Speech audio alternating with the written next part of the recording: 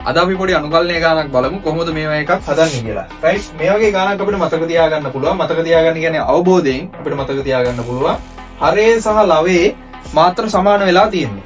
ඒ වගේම හරය සහ ලවයේ ඉන්නේ දෙන්නගෙම ඒකද ප්‍රකාශන. එතකොට මේ වගේ කෙනෙක් සරලව ඉතා පහසුවෙන් අපිට අනුකල්පනය කරගන්න පුළුවන්. හරය ඇසුරින් ලවය හදලා වෙන වෙනම බෙදලා. මොකද්ද කරන්නේ? හරය ඇසුරින් ලවය හදනවා. එතකොට හරය තමයි x ධන 1. එහෙනම් x ධන 1 ඉස්සෙල්ලා ලියනවා. යට කොහොමත් x ධන 1 වෙනස් වෙන්නේ නැහැ. හරයට මුකුත් කරන්නේ නැහැ. හරය ඇසුරින් ලවය හදන එක තමයි කරන්නේ මම. එතකොට ඊට පස්සේ දැන් ඍණ එකනේ තිබ්බේ. ඒ නිසා මම මෙතනට කොහොම දාගන්නවා? දැන් වැරද්දක් නැහැනේ. දැන් මම ඊළඟට මොකද කරන්නේ? මේ x ධන 1ෙන් වෙන වෙනම මේ දෙන්න බෙදනවා.